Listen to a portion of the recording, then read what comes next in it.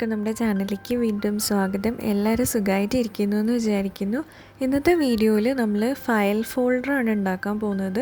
അപ്പോൾ ഒരു സിമ്പിളായിട്ടുള്ള ഫയൽ ഫോൾഡറാണ്, പേപ്പർ വെച്ചിട്ടാണ് ഉണ്ടാക്കുന്നത്. അപ്പോൾ ഇത് ചെയ്യാൻ വേണ്ടിയിട്ട് നിങ്ങൾക്ക് ചാർട്ട് പേപ്പറാണ് യൂസ് ചെയ്യേണ്ടത്. അപ്പം ഞാനിവിടെ സാധാരണ പേപ്പർ തന്നെയാണ് എടുത്തിരിക്കുന്നത്. പക്ഷേ നിങ്ങൾ ചെയ്യുമ്പോൾ ചാർട്ട് പേപ്പർ വയ്ക്കുന്നതാണ് കുറച്ചും കൂടെ നല്ലത്. അപ്പോൾ ഞാൻ 3 A4 ഷീറ്റ് പേപ്പറാണ് വൈറ്റ് പേപ്പർ എടുത്തിട്ടുള്ളത്. നിങ്ങൾക്ക് ഇഷ്ടമുള്ള കളർ എടുക്കാം. ഞാനിപ്പോൾ യൂണിക്കോൺ തീം ചെയ്യുന്നത് കൊണ്ടാണ് വൈറ്റ് കളർ എടുത്തിരിക്കുന്നത്. ഇനി ആ ഒരു പേപ്പറിനെ ഒരു 0.5 സെൻറ്റിമീറ്റർ ഒന്ന് മടക്കുക. ഓക്കെ, എന്നിട്ട് ആ ഒരു മടക്കിലേക്ക് നമ്മൾ വേറൊരു പേപ്പർ വെച്ചിട്ട് ഒന്ന് ഒട്ടിച്ചു കൊടുക്കുക. അപ്പോൾ നമ്മുടെ പേപ്പർ ഒന്ന് വലുതാക്കാൻ വേണ്ടിയിട്ടാണ് ഇങ്ങനെ ചെയ്യുന്നത്.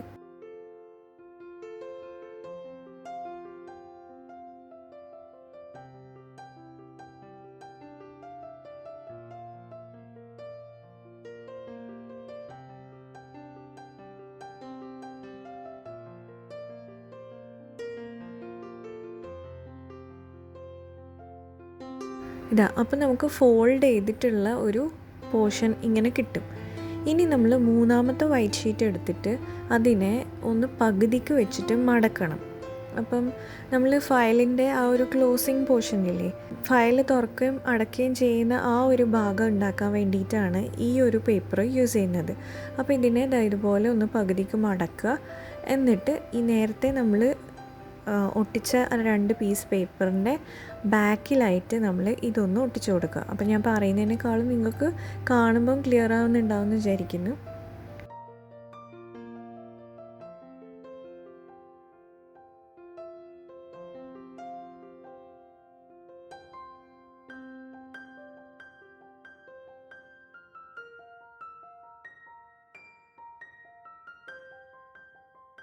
അപ്പം നമുക്ക് 3 ഷീറ്റ് ഇങ്ങനെ എന്താ പറയുക, സ്റ്റിക്കായിട്ടുള്ള ഒരു വലിയൊരു നീളത്തിലുള്ള ഒരു ഷീറ്റ് കിട്ടും.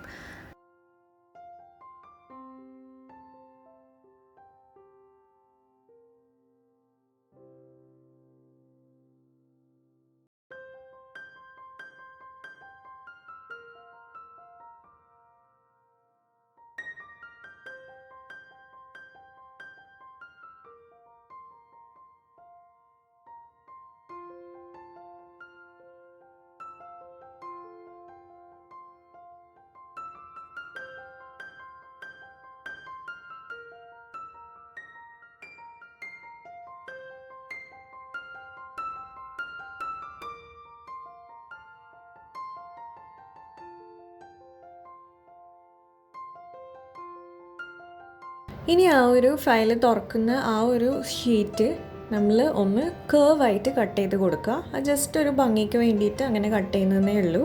അപ്പോൾ 2 സൈഡിലും ഒന്നിങ്ങനെ കേർവ് ആക്കി കൊടുക്കുക.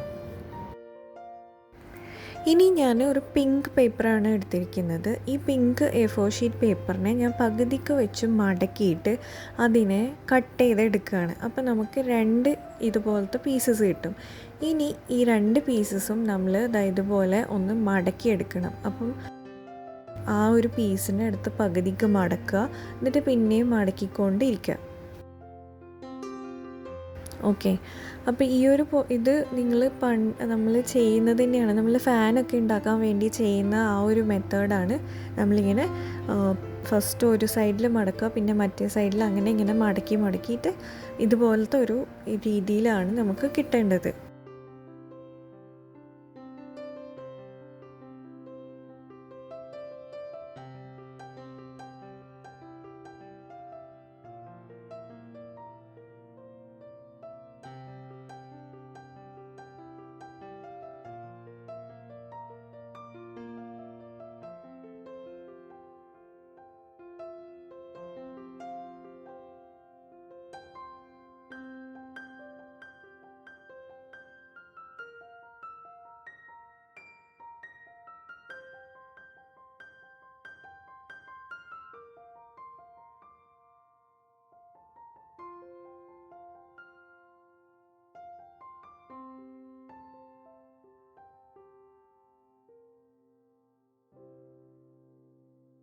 അപ്പോൾ 2 പിങ്ക് പേപ്പറിനെയും ഇതുപോലെ മടക്കണം. എന്നിട്ട് നമ്മളിത് ആ ഫയലിൻ്റെ ഉള്ളിലേക്കൊന്ന് ഒട്ടിച്ചു കൊടുക്കാനാണ് പോകുന്നത്. അതായത് ഈ വൈറ്റ് ഷീറ്റിൻ്റെ ഈ 2 സൈഡിലായിട്ട് നമ്മളിങ്ങനെ ഒട്ടിച്ചു കൊടുക്കണം.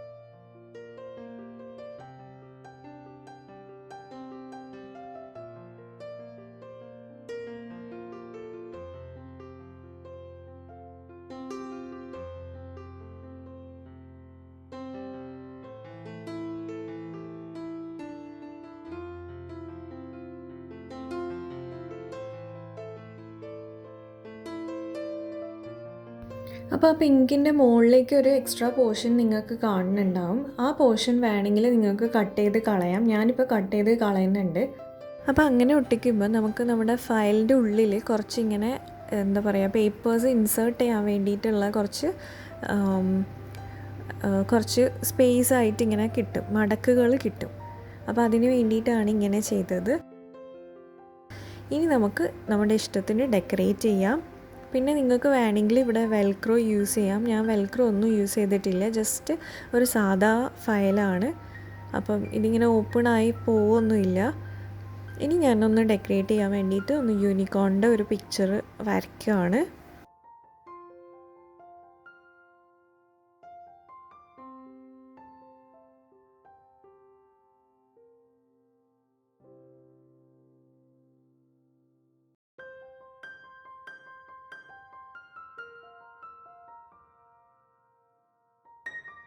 സാധാരണ സ്കെച്ച് പെൻ തന്നെയാണ് എടുത്തത്. പിന്നെ അതിൻ്റെ കൂടെ ഞാൻ കുറച്ച് ഗ്ലിറ്റർ പെന്ന് വെച്ചിട്ട് കുറച്ച് ഗ്ലിറ്റേഴ്സും കൂടെ ആഡ് ചെയ്തു. യൂണിക്കോൺ ആയതുകൊണ്ടാണ് അങ്ങനെ ചെയ്തത്.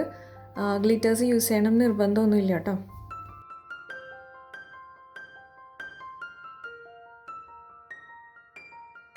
അപ്പം നമ്മുടെ ഫയൽ ഇവിടെ റെഡി ആയിട്ടുണ്ട്. ഇനി ഇതിൽ നമുക്ക് പേപ്പേഴ്സ് ഇൻസേർട്ട് ചെയ്ത് നോക്കാം. അപ്പോൾ ഇത് ഇങ്ങനെ തുറക്കണം. എന്നിട്ട് ഈ ഒരു ഷീറ്റ് നമ്മൾ ഈ ഉള്ളിലത്തെ അതിലേക്ക് ഒരു പിങ്ക് ഷീറ്റ് ഇൻസേർട്ട് ചെയ്ത് കാണിച്ചു തരാം. ഈ ഒരു ഫയലിൽ നമുക്ക് A4 ഷീറ്റ് വരെ ഉള്ള സൈസ് പേപ്പേഴ്സ് ഇതിൽ ഫിറ്റാവും. അപ്പോൾ ഇതൊക്കെ ഉണ്ടോ, നമ്മുടെ ഫയൽ ഇവിടെ റെഡി ആയിട്ടുണ്ട്. ഈസി ആയിട്ട് വീട്ടിൽ തന്നെ പേപ്പർ ഫയൽസ് ഉണ്ടാക്കാൻ വേണ്ടിയിട്ടുള്ള ഒരു മെത്തേഡാണിത്. അപ്പോൾ നമുക്കിനി വേറൊരു വീഡിയോയിൽ കാണാം. വീഡിയോ ഇഷ്ടമായിട്ടുണ്ടാവുമെന്ന് വിചാരിക്കുന്നു. ഇഷ്ടമായിട്ടുണ്ടെങ്കിൽ ലൈക്ക് ചെയ്യാനും ഫ്രണ്ട്സിനൊക്കെ ഷെയർ ചെയ്ത് കൊടുക്കാനും മറക്കരുത്. അപ്പോൾ നമുക്ക് അടുത്തൊരു വീഡിയോയിൽ കാണാം. ഈ തരുന്ന സപ്പോർട്ടിനൊക്കെ ഒരുപാട് നന്ദിയുണ്ട്. Thank you so much.